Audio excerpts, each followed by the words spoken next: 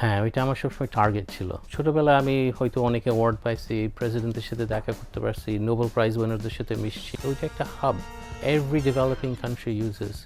আমাদেরকে একটু ফ্লেক্সিবল হইতে হবে। প্রাইম ব্যাংক প্রেজেন্স লেগাস উইথ MRH সিজন 2 তে আপনাদের সবাইকে স্বাগত। আয়োজনে প্রথম আলো ডটকম। আপনাদের সাথে আছে আমি মোহাম্মদ রিদওয়ানুল হক, নোন অ্যাজ MRH।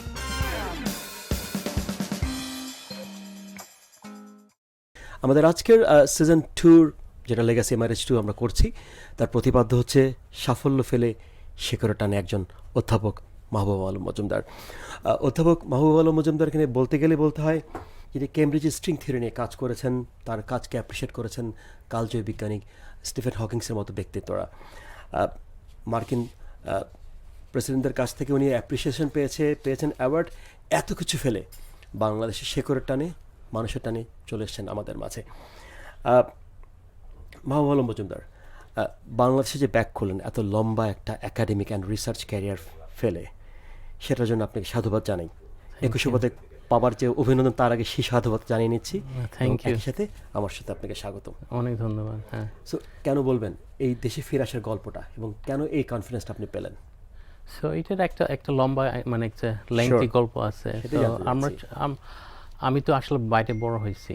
আমার আব্বা আমেরিকান ভার্সিটির একটা প্রফেসর ছিলেন, অধ্যাপক ছিলেন। সো আমি সবসময় দেখতাম আমার আব্বা খুব অ্যাটাচ টু বাংলাদেশ। সো আমাদেরকে সবসময় দেশে পাঠাইতো সামার ভ্যাকেশনে। তো আমরা সবসময় আসতাম। সো বাংলাদেশে যখন আসতাম, আমি সব রিলেটিভস এত ভালোবাসা, এত এফেকশন আমাদেরকে দিত। জি, হ্যাঁ, জি। সো একটা টান ছিল সবসময়। সো আমি সবাইকে বলতাম যখন বড় হয় বাংলাদেশে চলে আসবো। সবাইকে বলতাম, আর অন্যদেরকে বলতাম আপনি বাংলাদেশে যান না কেন, why don't you go? So in 1988 আমাকে একটা শো, কিছু না মনে করেন, যদি কিছু না মনে করেন, তখন আমাকে ইন্টারভিউ করছে। আর they asked me, মাহবুব তুমি বড় হয় কি করবা, পড়াশোনা শেষ করার পর কি করবা? সো আমি খুব সাহস করে বলছি শেষ করার পর আমি বাংলাদেশে চলে আসবো। ওয়াও। সো আমি আসলে যখন বয়স কত ছিল মাহবুব? 16। হ্যাঁ, এরকমই। হ্যাঁ, তখন তো হ্যাঁ। সো ওইটা একটা একটা বাইন্ডিং প্রমিসের মতো হয়ে গেল। সো যখন আসলে শেষ করছি ভাবছি maybe it's a good time to go to Bangladesh আসলে। ওয়াও। সো দেশে কবে ব্যাক করলেন আপনি? আমি 2005 এর শেষে বোধহয়। Okay, so that time you are like 21-2? না, তখন তো ছিলাম ওই 30 সামথিং। হ্যাঁ, এই যে 16 বছর বয়সে যে একটা কমিটমেন্ট, মানে ওই বয়সের কমিটমেন্টের ভ্যালুটা আপনি বুঝতে পারলেন যে এটাই আমাকে করতে হবে? হ্যাঁ, ওইটা আমার সবসময় টার্গেট ছিল। ওকে। সো আসলে আমার হিস্ট্রিটা একটা unusual. So please share. So ছোটবেলায় আমি হয়তো অনেক অ্যাওয়ার্ড পাইছি, প্রেসিডেন্টের সাথে দেখা করতে পারছি, নোবেল প্রাইজ উইনারদের সাথে মিশছি। আমি তো ওইগুলো সব দেখছি, পাইছি, হোয়াটএভার। সো ওই individual achievement lost it's value. মানে আসল অ্যাচিভমেন্টটা কি, আমরা যখন কালেকটিভলি একটা কিছু অ্যাচিভ করতে পারি, রাইট? সো ইন্ডিভিজুয়াল অ্যাচিভমেন্ট তো খুব low, right? So what can you achieve individually? হয়তো একটা ভালো একটা professorship somewhere at a good university, maybe making some money, but ওইগুলো তো আসলে লাস্টিং কোনো বেনিফিট নাই। আপনার ড্রিমটা যদি একটা ইনস্টিটিউশন বানানো, একটা raising students of Bangladesh to some একটা হায়ার লেভেল, ওইগুলো আসলে achievement. That's great, that's great. আর সো আব্দুল সালাম আমাদের জন্য একটা এক্সাম্পল ছিল। আব্দুল সালাম তো যে প্রফেসর আব্দুল সালাম যে নোবেল প্রাইজ পেয়েছেন, সো উনি শুধু একটা ফার্স্ট ক্লাস রিসার্চার ছিলেন না, উনি তো he created what's known as the standard model. মানে উনি জায়েন্টের জায়েন্ট ছিলেন। ওকে, সো উনি স্ট্যান্ডার্ড মডেল বানাইছেন, বাট ওইটা তো that is the minor part of his achievement. ওনার আসল অ্যাচিভমেন্ট হচ্ছে creating the international centre for theoretical physics. ওইটা একটা hub which every developing country uses. আমরা যখন আমাদের ছাত্ররা যখন একটা কিছু শিখতে চায়, তারা কোথায় যায়? তারা ICTP-তে যায়, মানে international centre for theoretical physics. So উনি একটা ইনস্টিটিউশন বানাইছেন। ওই ইনস্টিটিউশনের ব্রাঞ্চ আছে রোয়ান্ডা, ইন্ডিয়া, পাকিস্তান, সব জায়গায় আছে। And so when you can make institutions, that's when you can make a change. Super. আপনি সেই মানুষ যে কিনা 2005 সালে আমাদের গণিত অলিম্পিয়াডের যে টিমটা গেল, they got probably 3 out of 252 score, হ্যাঁ। Then you became the champion and you defeated India and 2018-তে প্রবলি আপনারা চ্যাম্পিয়ন হলেন। এই যে ট্রান্সফরমেশনটা, এই জার্নিটা একটু শুনতে চাই, এবং how did you make them ready for this process? So এইটা কোনো ম্যাজিক না, এটা জাস্ট একটা গ্র্যাজুয়াল ইমপ্রুভমেন্ট। সো আমাদের ছেলেমেয়েরা, আচ্ছা আপনাকে প্রথমে বলি, আমার আব্বা যখন আমাকে বলছে, মাহবুব তুমি বাংলাদেশের ম্যাথ অলিম্পিয়াডের সাথে একটু গেট ইনভলভড, সো তখন I was a bit like, মানে একটু হেজিটেন্ট ছিলাম, ছেলেমেয়েরা কি পারবে, মানে because I had been in this olympiad culture when I was in high school. তখন গেছি, দেখছি, and I mixed with the students and I saw that আসলে ছেলে মেয়েদের অনেক মেধা আছে and they're very passionate. তারা যদি সারাদিন ম্যাথমেটিক্স করতে পারতো, they would do that. Okay. So তাদের যে প্যাশনটা আছে, তাদের যে এফর্ট, মানে এফর্ট দেখাইছে, ওইটা I was very impressed by. So আমরা gradually we improved. So first, মানে ওই 2005-এ the team got 3 points, then about 30 points, then আস্তে আস্তে গ্র্যাজুয়াল ইমপ্রুভমেন্ট ছিল একটা। So এটা মানে you have to, আমাদের সবচেয়ে the biggest problem we have is we don't believe in our young people. আমরা মনে করি আমাদের, এটা একটা খুব বড় পয়েন্ট অফ ইন্টারেস্ট, যেখানে আমরা বাচ্চাদেরকে খুব রেগুলারলি ব্লেম করি, ওদেরকে আমরা অনেক কিছুতে আমরা হয়তো অ্যাকিউজ করার চেষ্টা করি, but that's a very good sign from your end, যেটা আমরা আমাদের বাচ্চাদেরকে হয়তো বিশ্বাস করি না, ওদের পটেনশিয়ালকে বিশ্বাস করি না। কেন করি না, সেটা তো আমাদের একটা দায় আছে মাহবুব ভাই, অবশ্যই, right? So you tell me, আপনি আপনার বাবার কথা বলছিলেন, আমার মনে হচ্ছে যে সেখান থেকে আপনার এই ইন্সপিরেশনটা, মোটিভেশনটা এসছে বাংলাদেশে, আপনি কাজ করেন, আপনি বলেছেন। তো এই যে আমাদের ইউথ কমিউনিটি, যেটা এখন খুব বড় হিসেবে জেনজি আমরা বলি, বা হয়তো আরও অ্যালফা জেনারেশন, এই গ্রুপটাকে, এই কমিউনিটিকে, তার পোটেনশিয়ালগুলোকে এক্সপ্লোর করার জন্য আমাদের কি করা যায়? আমরা যারা শিক্ষকতা করছি, যারা আমরা গার্জিয়ান, আমাদেরকে একটু ফ্লেক্সিবল হইতে হবে। তাদের তো অনেক আইডিয়া আছে, আচ্ছা ভাই, ছোট ভাই তুমি করো, আমরা আছি তোমাকে সাপোর্ট করার জন্য। আমরা যদি নেগেটিভ হয়, দেন ইট কাটস all of their, মানে তখন it puts a box around them আসলে। So what I have been, মানে আমরা যেটা করতে পারছি, we were able to মানে break the box around them. So ছেলেমেয়েরা ইচ্ছা মতো they would learn, ওই বাবলটা ভেঙে দিয়েছে। হ্যাঁ, আর ওই বাবলটা যখন ভেঙে যায়, then মানে because they have so much talent and so much effort, আমাদের ছেলেমেয়েরা they work extremely hard. Yes. Okay, they can achieve amazing things আসলে। আর আমাদের প্রবলেম আগে, মানে in general we have this problem is that সবাই মনে করে they have, মানে because they have not seen real excellence, okay, they believe আমাদের ছেলেমেয়েরা ওই লেভেলে যাইতে পারবে না, right? Maybe because আমি ওই এক্সেলেন্সটা দেখছি, মানে একবারে ছোটবেলা থেকে, I know what young kids are capable of. Beautiful. মাহবুব ভাই, এই যে আপনার কেমব্রিজ, MIT, স্ট্যানফোর্ডে পড়ালেখার যে journey, so it's not all about that degree thing, it's about a culture as well, right? So ওই সেই অর্থে উন্নত দেশগুলোর যে গবেষণার পরিবেশ, সেই জায়গাতে আমি কথা বলবো, কারণ আপনি একদম হার্ডকোর রিসার্চার, কিন্তু আমাদের যে টিচিং মেথড, টিচিং কালচার, তার সাথে আপনি ব্র্যাক বিশ্ববিদ্যালয়ে অধ্যাপনা করছেন, বেসিক ডিফারেন্স কোথায় দেখেন?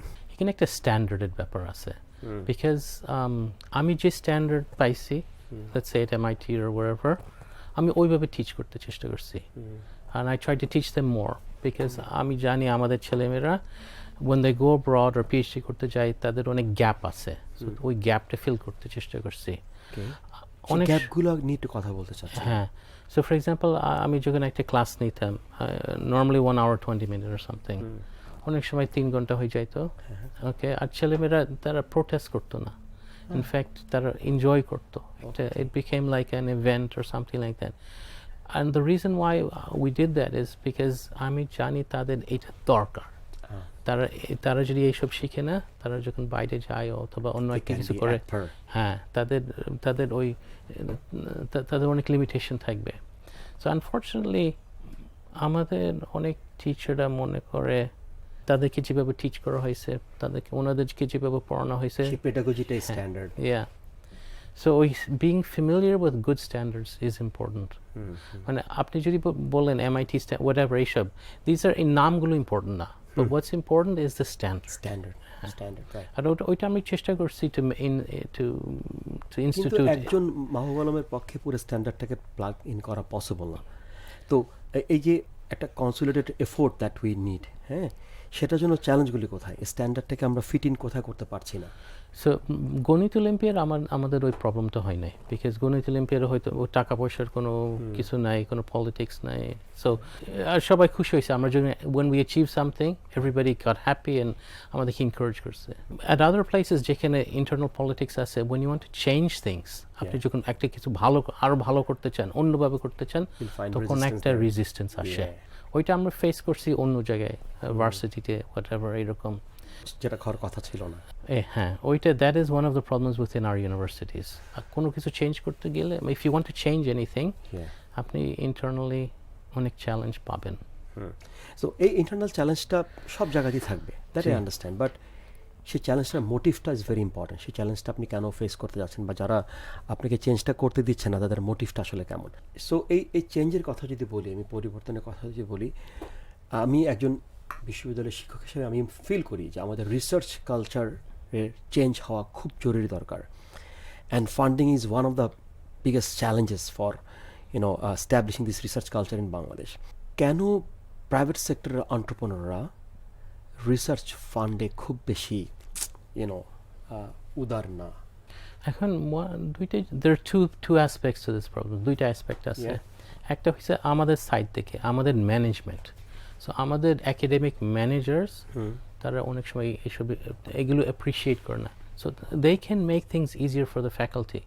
ওনাদের অনেক রুলস রেগুলেশনস মানতে হয়, বাট তাদের they can make things easier for those faculty যারা খুব রিসার্চ করে আর খুব ইচ্ছা আছে, তাদেরকে এনকারেজ করতে পারে, এইটা ইনসেন্টিভ দিতে পারে, ওই ইনসেন্টিভ দিতে পারে। সো আমাদের ওইখানে একটা প্রবলেম আছে, ইভেন বিসাইডস মানি তো একটা সেকেন্ড ইস্যু। আর একটা মানে on a private sector side, আমাদের অনেক সময় what happens is that ওনারা মনে করে যে আমরা আসলে কিছু পারি না, মানে আমরা we are not মানে what's the point of giving money to for this research or something like that. ওনাদের সাথে ডায়ালগটা যদি আমরা মানে ডায়ালগটা যদি আমরা ওইভাবে মেনটেন করতে পারি, আই থিঙ্ক ওনারা খুব অ্যাপ্রিসিয়েট করবে। এখন এআই, ব্লকচেইন, কোয়ান্টাম কম্পিউটিং এগুলো মানে দে আর কামিং, আসতেছে। ওকে, আরো রোবাস্ট ফর্মে আসবে। জি, সো ওনারাও বুঝতে পারেন যে দিস আর ইম্পর্টেন্ট থিংস, পুরো বাংলাদেশকে চেঞ্জ করবে। ওইভাবে they think, I am sure that ওনাদেরও ইন্টারেস্ট আছে to fund various research things. So এখানে একটা ইস্যু আমি বলবো, সেটা হচ্ছে that academia industry academia collaboration, একটা যে গ্যাপ, সেই গ্যাপটাই তো আপনি বলার চেষ্টা করছেন, right? So we need a continuous dialogues. What about that support from government? Otherwise তো এই ইকোসিস্টেমটা আপনি ফুলফিল করতে পারবেন না। কারণ সরকারের মূল কাজ কি? পলিসি ইমপ্লিমেন্ট করা এবং পলিসি ডিজাইন করা।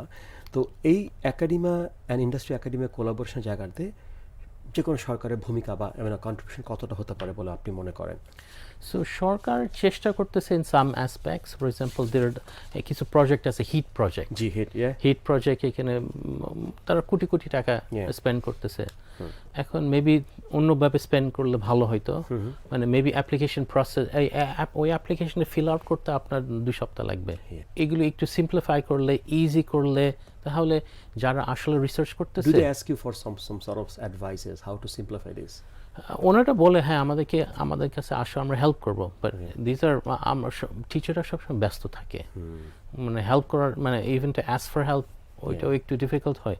সো এই প্রসেসটা একটু স্ট্রিমলাইন করলে, মেক ইট ইজিয়ার, তাহলে আমাদের ফ্যাকাল্টিরা বেনিফিট ফ্রম দোজ। আর আরেকটা জিনিস হচ্ছে, government has to have an idea what's important. মানে do they want to fund every possible research? মানে দ্যাট সাউন্ডস গুড। কিছু কোর সাবজেক্ট আর টপিক থাকা দরকার। এটা হচ্ছে আমাদের একটা ফোকাস, এটা আমাদের একটা ফোকাস, এটা আমাদের আরেকটা ফোকাস। আচ্ছা, আপনি যদি এটা করেন, ওকে, which is not a focus, we'll also try to help you, but আমাদের এগুলো কোর ফোকাস।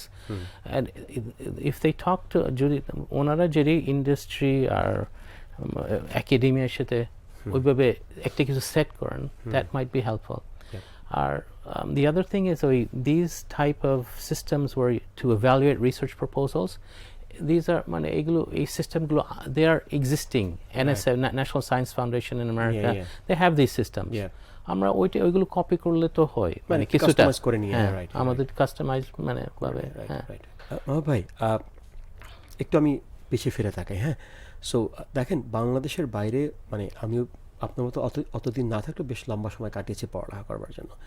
মানে সেখানকার প্রাইমারি স্কুলগুলোতে যে টিচার্সরা পড়াচ্ছেন, বরং বিশ্ববিদ্যালয়গুলিতে বাংলাদেশি, ইন্ডিয়ান, পাকিস্তানি বিভিন্ন ফ্যাকাল্টি পাওয়া যায়, কিন্তু স্কুল লেভেলে একদম নেটিভ লোকজন ছাড়া খুব বেশি টিচার বা ট্রেনার পাওয়া যায় না। What I am trying to say is যে primary schooling is so important.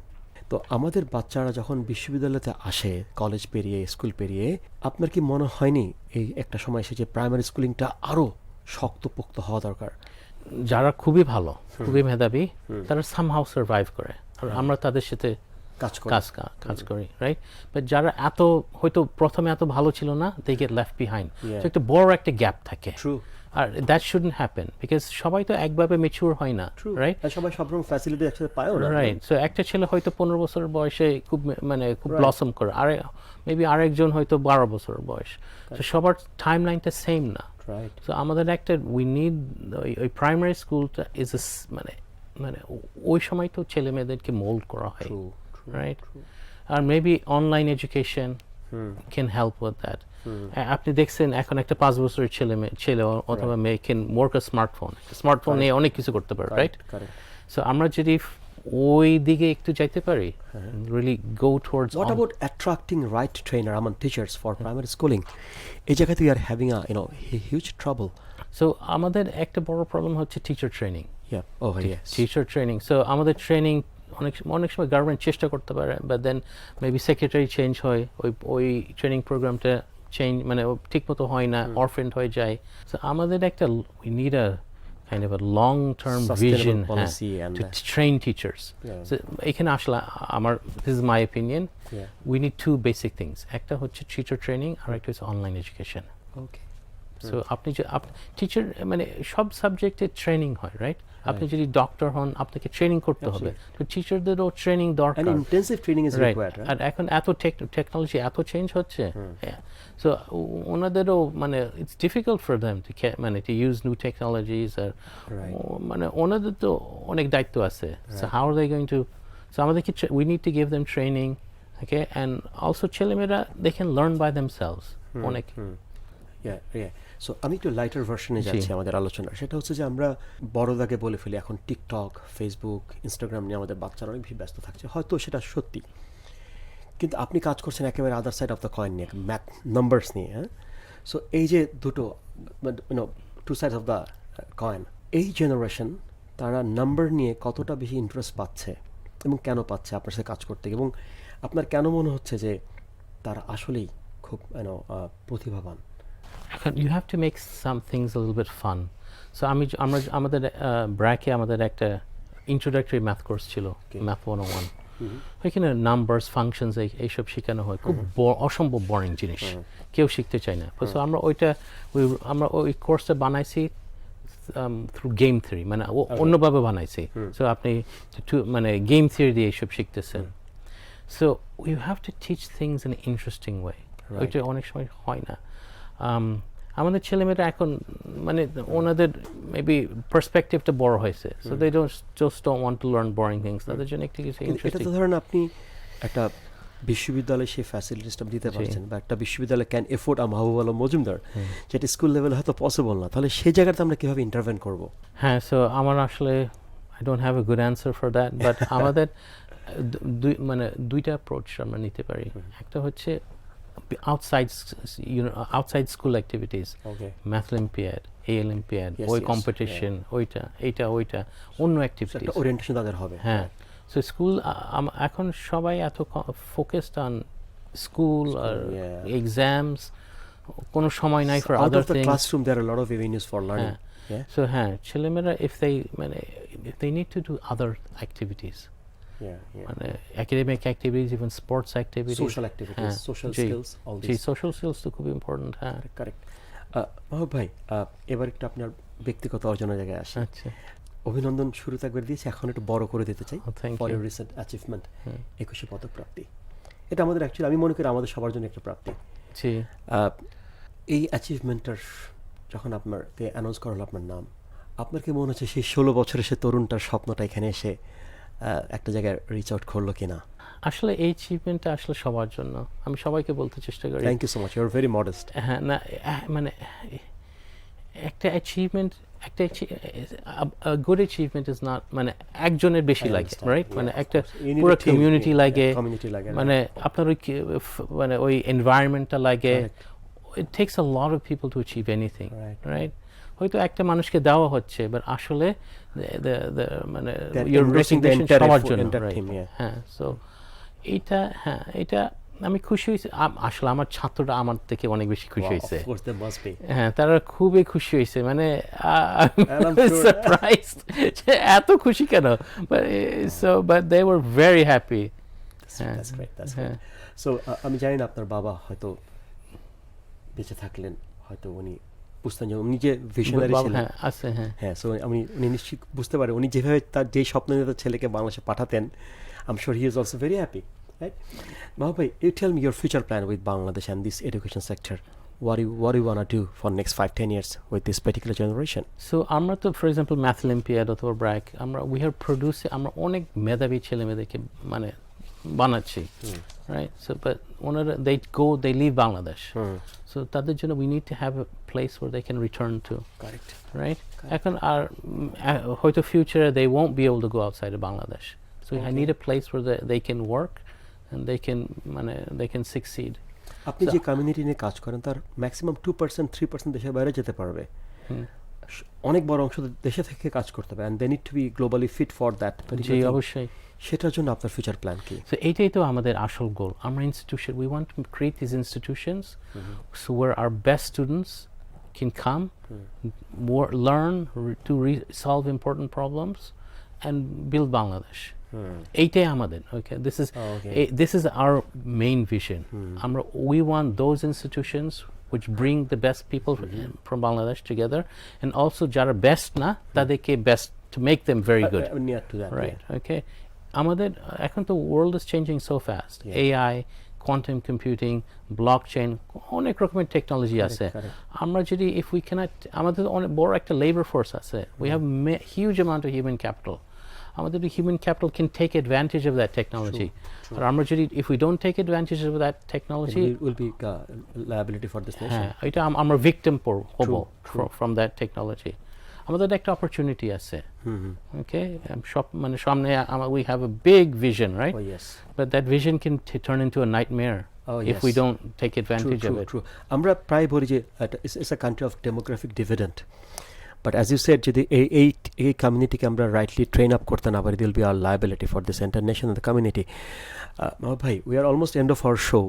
এখানে আমাদের রিমার্কস বুকে আমরা আমাদের গেস্টদের রিমার্কস নেই। So you can write anything you like. Okay, here you go. আচ্ছা, thank you. Please. There's the book and this pen for you. আচ্ছা, thank you so much. Please. কি এখন লিখবো? হ্যাঁ, please. Thank you so much for অনেক ধন্যবাদ। Thank you so much. Thank you. Mahbub Alam Majumdar, একটি স্বপ্নের নাম, বাংলাদেশকে সামনে এগিয়ে নিয়ে যাওয়ার নাম।